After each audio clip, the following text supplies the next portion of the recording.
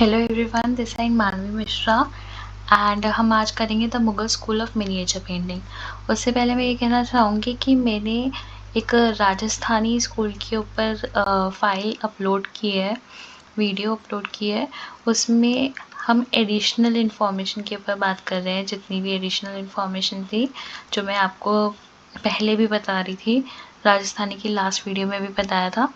But मैंने उसको 12th की एनसीईआरटी के लिए सिर्फ एक में डाला है, एक वीडियो डाली है, बाकी मैं इस वाली प्लेलिस्ट में नहीं डालूँगी।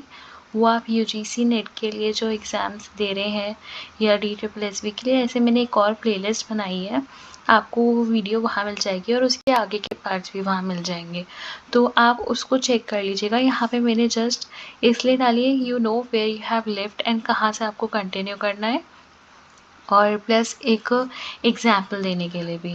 और आज से हम स्टार्ट करेंगे the Mughal school of miniature painting, जो एनसीईआरटी का ही नेक्स्ट चैप्टर है, एंड सेम सीक्वेंस में यहाँ पे भी कंटिन्यू करूँगी। तो आगे चलते हैं। The Mughal school of miniature painting, ये हमारा 16th सेंचुरी से मिड 19th सेंचुरी तक चला।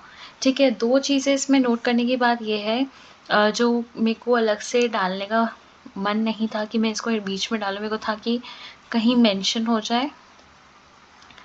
तो जब भी हम मुग़ल पेंटिंग्स की बात करेंगे, मुग़ल आर्ट की बात करेंगे, इसको एक तरीके से कहा जाता है कि ये बैकबोन है इंडियन आर्ट का, और साथ साथ हुमायूं को कहा जाता है father of Mughal painting style.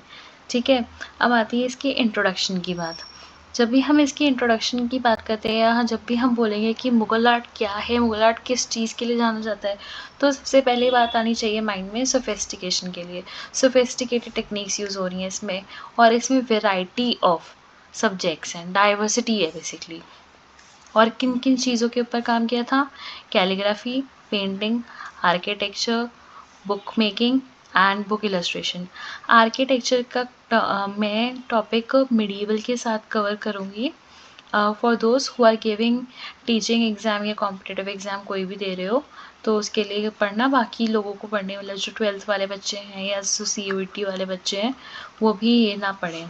ठीक है, और ये सारी चीज़ें कैसे बन रही थी? ये बन रही थी प्रेफरेंसेस एंड टेस्ट किसके? मुग़ल सक्सेसर्स के। जैसे जैसे उनका टेस्ट होता था, उस अकॉर्डिंग काम होता था। रही बात इन्फ्लुएंसेस ऑन मुग़ल पेंटिंग, हमें इन्फ्लुएंस देखने को मिलता है मुग़ल के स्टाइल पे। एंड मुग़ल स्टाइल क्या था? एमालगेशन था इंडिजिनस थीम्स का और पर्शियन, बेसिकली इंडिजिनस थीम्स का एमालगेशन था किसके साथ? पर्शियन, यूरोपियन थीम्स, और उसके साथ इंडियन थी। ठीक है, ये बाहर की और ये लोकल। ठीक है, इसके कारण इसका सोफिस्टिकेटेड ब्लेंड दिखता है हमें किसका? Islamic, Hindu and European visual culture and aesthetics का। ये इम्पॉर्टेंट है। ठीक है, ये याद रखना कि अगर हम जब भी बात करेंगे मुग़ल पेंटिंग्स की या मुग़ल से रिलेटेड हम बात करते हैं, तो हमारा इस्लामिक, हिंदू और यूरोपियन कल्चर नज़र आता है। बार बार हम पर्शियन वर्ड यूज़ करेंगे, यूरोपियन वर्ड यूज़ करेंगे, तो समझना हम कहाँ की बात कर रहे हैं, हम मुग़ल की बात कर रहे हैं। और जो मुग़ल टाइम था वो पोर्ट्रेट्स लेकर आया सबसे पहले, इससे पहले पोर्ट्रेट्स नहीं बन रहे थे। ठीक है, और रही बात कोर्ट सीन्स वगैरह, ये तो हमारे बन रहे थे, लेकिन यहाँ पे और अच्छे से बनने लग गए, और फाइन डिटेल्स वगैरह तो इम्पॉर्टेंट है ही, और ये इसका फीचर भी है। रही बात features, like proper features of Mughal miniature paintings, क्या बता रहा है? Habits and customs ruling class के। पेंटिंग्स कैसी हैं? सेकुलर है, कैटमिक है, ऑब्जेक्टिव है, ड्रामेटिक है, एक्लेक्टिव है। बुक इलस्ट्रेशंस कैसे? प्राइम सब्जेक्ट्स हैं इनके, और ये मेल डोमिनेटेड कैरेक्टर्स थे। मिनिएचर्स में जनरली क्या है? मेल डोमिनेशन दिखाया हुआ है, और जो नॉवल लेडीज अगर दिखती भी थी इस पीरियड में, तो या तो वो बुरखा में है या फिर इमेजिनेशन से बनी हुई है। कोई भी वुमेन पब्लिक में विदाउट बुरखा नहीं जाती थी इनके टाइम पे, ऐसा ये कहते हैं। उसकी बात, no paintings were done by a single artist, एक आर्टिस्ट ने नहीं की, काफ़ी सारे आर्टिस्ट ने मिलके एक पेंटिंग को बनाया है, इसलिए या तो 2 या 5 के पेयर्स में बने हैं। इम्पॉर्टेंट फीचर्स ये है, पोर्ट्रेट्स जो हैं इससे पहले नहीं होते थे, और जो फिगर्स वगैरह हैं, प्रोफाइल या क्वार्टर फिगर्स पहले नहीं दिखती थी, यहाँ पे हमें यही दिखेंगी जनरली। जहांगीर जो है वो नेचर डिपिक्शन के लिए माना जाता है, जो पेंटिंग्स हैं और उसमें bird, animal and flora, flower बहुत ज़्यादा रिप्रेजेंट किया गया है। गॉडी एंड ब्राइट कलर्स यहाँ पे रिप्लेस हो गए हैं सॉफ्ट सबड्यूड कलर्स वगैरह से। और हमारा जो आई एंड हार्ट है, जो भी आई एंड हार्ट को प्लीज़ करेगा उस टाइप के कलर्स यूज़ करें, मतलब बिल्कुल सॉफ्ट सॉफ्ट से, चटके भटके नहीं है बेसिकली। ब्रशेस जो है सिंगल हेयर ब्रशेस यूज़ हो रहे हैं ड्राइंग करने के लिए। और यहाँ पे मुझे बताओगे आप लोग कि ब्रश किस एनिमल के यूज़ हो रहे हैं। ठीक है, 2 के हो रहे हैं, बताना। Calligraphic inscription hello around the emperors head and decorative हाशिया, हाशिया इज बॉर्डर बेसिकली, बन रहे हैं हमारे स्टाइल में। रही बात आ जाती है बाबर की। बाबर जो है हमारा क्या है, पहला बंदा है किसमें, मुगल में पहला रूलर। और ये कौन है, 5th डिसेंडेंट है तैमूर का और चेंगिस खान का। ठीक है, इसकी मम्मी जो थी वो चेंगिस खान की फैमिली से बिलोंग करती थी। 5 कौन है, काबुली है। ऑटोबायोग्राफी लिखी कौन सी है, तुजुके बाबरी, और इसका ट्रांसलेशन जो है वो बाबरनामा है। ठीक है, और यहाँ पे वो मेंशन करता है 2 आर्टिस्ट के बारे में, जिसमें से पहला आर्टिस्ट का नाम है बेजार। इसकी फिगर्स वगैरह वो डेंटी थी और फेसेस ये ठीक से नहीं बना पाता था। स्पेशली इसकी फिगर्स जो मानी जाती हैं वो किस लिए मानी जाती है, डबल चिन को, जिसको कहते हैं गब। और बेजात को ही ये टाइटल दिया जाता है रेफेल ऑफ द ईस्ट का। ठीक है, फिर आता है हमारा सेकेंड आर्टिस्ट शाह मुजफ्फर। शाह मुजफ्फर जो है excellent in representation of hair styles है। ठीक है, तो ये इन दोनों की मेंशंस हमें मिलते हैं ऑटोबायोग्राफी में। रही बात हुमायूं की, हुमायूं 2 बार आता है, पहले इस टाइम पे रूल करता है, फिर हार जाता है, फिर वो क्या कहता है, रिफ्यूजी ले लेता है। ठीक है, कहाँ पे, सफेद के कोर्ट में। ठीक है, और दोबारा जब आता है उसके 1 साल में ही उसकी डेथ हो जाती है। ठीक है, ये ध्यान रखना। रिफ्यूजी क्या लेता है, सफेद कोर्ट ऑफ पर्शियन रूलर, क्या नाम है उसका, शहरज़म। और उसके बाद जो है तहमज़्म है, ये पता नहीं कैसे स्पेल आउट करोगे, थोड़ा सा देख लेना क्या है ये वर्ड। वैसे तो तहमज़्म करके ही है, अब पी साइलेंट है नहीं है, I don't know, sorry. Invited 2 Persian artist यहाँ पे होते हैं। पहला कौन होता है, मीर सैयद अली होता है जो तरबीजी से थे, और सेकंड है अब्दुल समद जो शिराजी से थे। और इनका पोर्ट्रेट स्टूडियो का नाम जो होता है, मतलब पेंटिंग स्टूडियो का नाम क्या होता है, निगार खाना, जिसका लिटरल मीनिंग है हाउस ऑफ इमेजेस। और यहाँ पे बहुत तरीके के काम किए जाते हैं आर्टिस्ट के थ्रू, जिसमें से पहला काम जो है वो princes of the house of Timur है, और सेकंड जो काम है वो हमसानामा के ऊपर काम स्टार्ट होता है, और जिसका सेकंड नेम है दास्ताए अमीर हमसा। ठीक है, ये याद रखना। इसको कंप्लीट होने में 15 साल लगा था। अच्छा, कुछ बुक्स में ना इसका दे रखा है 25 ईयर्स। ठीक है, बट उसको मत मानना, क्योंकि अगर बाय चांस कभी आप आंसर चैलेंज करते हो तो एनसीईआरटी के आंसर्स ही माने जाएंगे, एंड वहाँ पे ये 15 ईयर्स है। बाकी जगह भी मेरे को 15 मिला, लेकिन 25 जहाँ पे मिला है उसको मत मानना। ठीक है, अर्ली फेस किसने पेंट किया था, इसका फेस इसने किया था मीर सैयद अली ने, और उसके बाद जो लेटर फेस है इस बुक का वो अब्दुस समद ने पेंट किया था। ठीक है, और इसके बारे में फैक्ट्स क्या है, जो हुमायूं आर्किटेक्चर है वो इस टाइम पे कौन कौन से बना है, दीने, पन्ना महल, शेर मंडल लाइब्रेरी। ठीक है, हम आर्किटेक्चर वैसे अलग से करेंगे, बट यहाँ पे ये मेंशन था इसलिए मैंने ये पढ़ाया। और हुमायूं टॉम जो है उसकी वाइफ ने बनाया, हाजी बेगम नाम है, अकबर के पीरियड में बना। दूसरा, बायोग्राफी लिखी गई किसके थ्रू लिखी गई, गुल बदन बेगम के थ्रू लिखी गई, जो क्या है सिस्टर ऑफ हुमायूं है। ठीक है, ये पीरियड ओवर हो गया। अब आ जाता है हमारा अकबर का पीरियड। अकबर का पीरियड थोड़ा सा इम्पॉर्टेंट है, क्योंकि हम इसको बोलते हैं कि ये गोल्डन पीरियड है जहाँ पे आर्ट का काम हो रहा था, मतलब art not just in the sense of fine art, but literature हो रहा था, पेंटिंग हो रही थी, आर्किटेक्चर बन रहा था, म्यूज़िक वगैरह जो भी इस तरीके के आर्ट होते हैं सारी चीज़ों में काम हो रहा था, ठीक है, इसलिए इसको गोल्डन पीरियड कहते हैं। और यहाँ पे कोर्ट हिस्टोरियन कौन थे? अब्दुल फजल थे, जिन्होंने रिकॉर्ड किया कि यहाँ पे ऑलमोस्ट 100 टाइप के, मतलब 100 आर्टिस्ट काम कर रहे थे, जिसमें से उन्होंने कुछ इंपॉर्टेंट आर्टिस्ट बताए हैं 13 टाइप के एंड 4 मुस्लिम्स।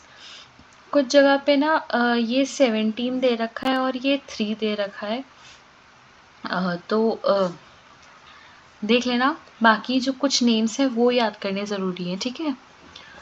अब्दुल फजल ने आईन अकबरी में कहा मेंशन किया है हिंदू आर्टिस्ट जिनका नाम है पासवान, जगन्नाथ जिनको जगन भी कहते हैं, मुकुंद, महेश और माधव। और मुस्लिम आर्टिस्ट इस पीरियड में कौन कौन से मिलते हैं? मिस्किन, हरुख बेग, फारूक बेग, अब्दुल सही और सैयद अली भी, मीर सैयद अली भी, ये दोनों हम पहले से ही पढ़ते आ रहे हैं, ठीक है। इनकी पेंटिंग्स के बारे में भी डिस्कस कर लेते हैं। और जो इसका आगे का होगा ना डेटा, जो हमने बीच बीच के और भी फैक्ट्स हैं, वो मैं फिर से कह रही हूँ कि मैं उसके लिए अलग से वीडियो बनाऊँगी, क्योंकि वो फैक्ट्स जो हैं सबके काम नहीं आएंगे। जो कॉम्पिटिटिव एग्ज़ाम्स में एक्स्ट्रा पढ़ते हैं और एक्स्ट्रा फैक्ट्स को गो थ्रू करते हैं, वो उनके लिए हैं। प्लीज़ वही लोग देखें, 12th और CUET के नहीं देखेंगे। रही बात पेंटिंग की, कृष्णा लिफ्ट माउंट गोवर्धन, ये पेंट किसने किया है? मिस्किन ने पेंट किया है। अकबर पीरियड का 85 से लेकर 90 के बीच में पेंट हुआ है और अभी नेशनल म्यूजियम में। और ये किसके लिए पेंट हुआ था? ये हरिवंश पुराण के लिए हुआ था, और यहाँ से ये क्वेश्चन आता है, ठीक है, MCQ के बेस पे आएगा। जनरली पूछ लेते हैं वाला क्वेश्चन कि कौन सी पुराण से है, हरिवंशा पुराण के लिए। और जो इसका ट्रांसलेटर है वो कौन बनता है मुगल कोर्ट में? बरदौनी बनता है, ठीक है, ये याद रखना, ये MCQ बेस्ड इंपॉर्टेंट क्वेश्चन है। डिटेल्स पहले इस पिक्चर को देख लो ध्यान से।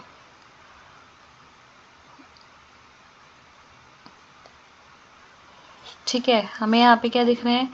येलो गारमेंट्स में कृष्ण जी दिख रहे हैं, माला है, गार्लैंड है, फिगर्स हैं बहुत सारी, ट्री है, माउंटेन है, रियलिज्म की तरफ है, कामनेस है, हेड पे उन्होंने टियारा है, क्राउन है, यहाँ पे एनिमल्स वगैरह भी दिखाए हुए हैं, ठीक है। ये चीज़ें बेसिक ध्यान रखना। और पर्शियन ब्लू का कलर का यूज़ हो रखा है, बेसिकली ब्लू बैकग्राउंड है।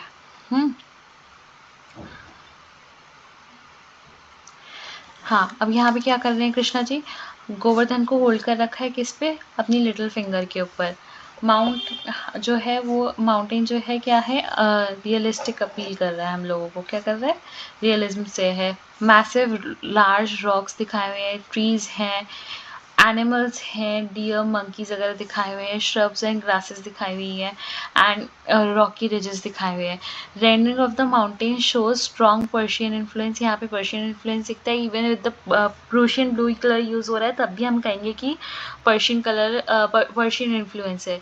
Below the mountain all the folks of Braj are gather along with their cattle, ठीक है, कैटल एंड शेल्टर वगैरह के कारण। और ये सब क्यों हो रहा है? इतनी ज़्यादा बारिश क्यों हो रही है? कौन सा सीन दिखा रहा है? क्योंकि जो रेन गॉड इंद्र हैं वो नाराज़ हो गए हैं, गुस्सा हो गए हैं। ब्लू जो है एक प्रीडोमिनेट कर रहा है कलर, एंड इसके कारण ही इसको कहते हैं कि जहाँ पर्शियन ब्लू यूज़ ज़्यादा हो रखा होता है वहाँ पे हमारा पर्शियन इन्फ्लुएंस होता है, ठीक है। कृष्णा का हम विराट रूप देख रहे हैं, वो पीताम्बर कपड़े पहने हुए हैं, गार्लैंड उन्होंने पहन रखी है कौन सी? वाइट कलर की, और उनकी नेक से हैंग कर रहा है। और प्लस हमें दिखता है रिलैक्स पोस्चर बाय उनका, और वो माउंटेन को एफर्टलेसली लिफ्ट कर रखे हैं, ठीक है। रही बात आती है अब हमारी बाबर क्रॉसिंग रिवर सोन की। ये वाली पिक्चर जो है हमारी NCERT में नहीं है, लेकिन this is the part important, तो हम इसको करेंगे, ठीक है। यहाँ पे हमें फाइन ब्लेंडिंग दिखती है, पर्शियन एंड राजस्थानी स्कूल की किसने बनाई है? जगन्नाथ ने बनाई है। किसके पीरियड में? अकबर के पीरियड में बनाई है। 1598 में ये बनी है और नेशनल म्यूजियम में ये रखी हुई है। ठीक है, इस पिक्चर को ध्यान से देखो, इसलिए मैंने इसको बड़ा भी बनाया, यहाँ पे रखा है इस इमेज को, कि आप इसको सही से देख पाओ। बैकग्राउंड में हमारा क्या है? हमारे बेसिकली श्रब्स वगैरह दिख रहे हैं, ट्रीज वगैरह दिख रहे हैं, स्काई दिख रहा है। यहाँ पे बोट में हमें क्या दिख रहा है कि जो राजा है हमारा, ठीक है, बाबर है, वो उसने रेड गारमेंट पहने हुए हैं, हाँ, और वो आराम से बैठा हुआ है, उसके साथ के साथी वगैरह भी हैं। और यहाँ पे 1 2 3 4 5 6 हमारी टोटल 6 बोट्स हैं। और क्योस किसके कारण मचा हुआ है? क्योस इसके कारण मचा हुआ है, जो क्रोकोडाइल है, यहाँ हमें फ्रंट में ये सीन दिखाया हुआ है। यहाँ पे गनमैन शूट कर रहे हैं, यहाँ पे हमारी एक मछली है जो बहुत अलग टाइप की है, इंटरेस्टिंग है, इसलिए 2 लोग फेस कर रहे हैं towards the boat of Babur, उनको दिखाने के लिए। बाकी सारे उसको देख रहे हैं कि कैसी है। यहाँ पे एक घोड़ा लेकर जा रहा है और इसका जो सैडल है वो ब्लू है और इसके साथ वो गोल्डन कलर में पेंटेड है। प्लस यहाँ पे हमारा शेफर्ड वगैरह जो है वो अपने लेकर जा रहा है बकरियाँ वगैरह, ठीक है, बेसिकली एनिमल्स लेके जा रहा है। ये हमारी पेंटिंग है, इट्स ऑल अबाउट दिस, ठीक है। अब हम इसके बारे में डिटेल में पढ़ेंगे। बेसिकली आपकी पेंटिंग क्लियर होनी चाहिए, आपके माइंड में होनी चाहिए कि क्या है। एंड यहाँ पे ये 2 सर्कल में है, ये भी याद रखना, इसका भी डिस्क्रिप्शन है, ठीक है। ये सारी चीज़ें चल रही हैं एंड इसको सुनना समझना, ठीक है। ये चीज़ें समझ जाओगे, पिक्चर्स देखना समझ जाओगे तो आंसर लिखने में प्रॉब्लम नहीं होगी, उसी को बस रिटर्न करना है, राइट करना है, बाकी तो प्रॉब्लमैटिक नहीं है। 6 बोट्स है, अभी मैंने बताया 6 बोट्स है, हाई टाइड आई हुई है इस रिवर सोन में। और यहाँ पे क्या है, बाबर जो है वो 27 कोर्टियर्स के साथ, अटेंडेंट्स के साथ पेंट हो रखा है, उसकी डिटेल्स वगैरह बहुत अच्छे से दिखा रखी है। और जो बाबर है वो वेल डेकोरेटेड थ्रोन पे बैठा हुआ है, सराउंडेड बाय द कोर्टियर्स है, लार्ज बोट्स वगैरह दिख रही है हमें, ड्रेस उसका रेड कलर का है, रॉयल कॉस्ट्यूम है, टर्बन भी लगा रखी है उसने हेड पे और वेस्ट बैंड भी पहना हुआ है। और दूसरी सेपरेट बोर्ड पे एक हॉर्स है जो उसके अटेंडेंट के थ्रू लेकर जाया जा रहा है, जिसको वेल बिल्ड दिखाया हुआ है, मस्कुलर है, स्टर्डी है एंड बर्न्ड अम्बर कलर में दिखाया हुआ है। उसकी जो सैडल है, अभी हमने बताया था ना, ब्लू कलर की है और गोल्डन कलर के उसके बॉर्डर्स हैं। रही बात अब 2 गनमैन भी दिखाए थे मैंने, 2 गनमैन इन अदर 2 बोट्स हैं, 2 अलग अलग बोट में हैं, फोरग्राउंड पे है, ये ऐसे करके थी नहीं जो गन शूट कर रहा, ठीक है, फोरग्राउंड पे है। और ये क्या कर रहे हैं, क्रोकोडाइल को शूट करने की कोशिश कर रहे हैं। रही बात आती है, in one of the boat there are 5 occupants who have been caught, एक रेयर फिश को देख रहे हैं, उनमें से 2 जो है क्यूरियसली फेस करके उसको देख रहे हैं और बाकी जो ब्लैक कॉस्ट्यूम्स में है वो टुवर्ड्स द बाबर बोट देख रहे हैं। अब बात आती है टर्बुलेंट वाटर की, सोन रिवर का, वो बहुत क्लियर शो कर रखा है, आर्टिस्ट वेव्स वगैरह सब तरीके से अच्छे से उसको दिखा पाता है। और साथ साथ बाबर की बोट के साइड में 2 फिशेस जो हैं वो सर्कुलर मोशन में दिखाई गई हैं। बैकग्राउंड और फोरग्राउंड जो है वो बेयर रॉक के साथ पेंट हुआ है, लाइट कलर्स यूज़ किए गए हैं, ट्रीज जो हैं डार्क कलर के हैं, ब्लू हॉराइजन दिखाया हुआ है और ये पर्शियन स्टाइल दिखाया हुआ है, ठीक है। ये हमारी थी पेंटिंग। अब आ जाती है हमारी लास्ट पेंटिंग जो है नोआज़ आर्क, ये दे रखा है हमारा एनसीईआरटी में और इसको कहाँ से लिया गया? दीवाने हर्फिज के लिए लिया हुआ है। 1590 में पेंट हुआ था, मिस्किन ने पेंट किया था। अभी कहाँ है ये? फियर गैलरी ऑफ आर्ट में है, जो कहाँ पे है? यूएसए में है, ठीक है। और इसमें क्या दिखाया हुआ है? इसमें बेसिकली हमको दिखाया हुआ है कि जो पेंटिंग है वो प्रॉफिट नोआ की है, वो लार्ज वुडन आर्क में बैठे हुए, टर्बुलेंट सी दिखाया हुआ है, इसके साथ साथ गोल्डन हैलो दिखाया हुआ है इनके साइड में। कहाँ गई? ये रे ना, ठीक है। और मुगल और सिग्निफाई प्रॉफिट्स और होली फिगर्स दिखाए हुए हैं इनके साथ में। और जो आर्क एंड एनिमल्स है उसमें क्या दिखाया हुआ है कि एनिमल्स और जो बर्ड्स हैं वो पेयर्स में हैं, lion, tiger, deer and exotic birds दिखाई हुई है। Miskin is known for his एडॉय स्किल्स फॉर एनिमल्स उसने वो डिपिक्ट किया हुआ है नेचुरलिस्टिक स्टाइल से। साथ साथ रही ट्रेडिशन पेंटिंग की बात, तो इल्बिस को फेंकते हुए दिखाया हुआ है जो डेविल की तरह रहता है, और वो पानी में फेंक रहे हैं और वेसल को प्रोटेक्ट कर रहे हैं। आर्टिस्ट स्टाइल क्या है, कलर पैलेट जो है वो सबड्यूड कलर्स की है, चटका पटका कलर यूज़ नहीं हुआ है और गोल्डन हैलो दिखाया हुआ है।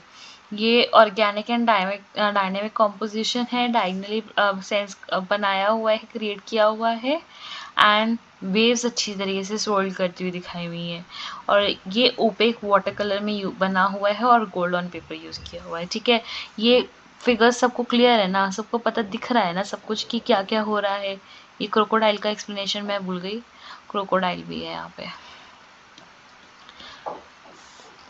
बाकी एक बार ना खुद भी पिक्चर को देखोगे ना, काफ़ी चीज़ें समझ में आ जाएंगी। ठीक है, ये इब्लिस है। आज के लिए इतना ही। नेक्स्ट क्लास में हम इसके आगे का कंटिन्यू करेंगे। होपफुली सबको समझ में आया होगा, एंड नहीं समझ में आया है तो कमेंट में मुझसे पूछ लेना, डिस्कस कर लेंगे। प्लस कुछ और भी डाउट हो वो भी पूछ सकते हो। एंड नेक्स्ट वीडियो में हम इसके आगे जहांगीर से करेंगे, राइट? तो wait till the next video and अच्छे से पढ़ना और याद करके आना, जो भी है समझना, याद करना। और ऑल द बेस्ट जो भी आप एग्ज़ाम दे रहे हो अपने उसके लिए।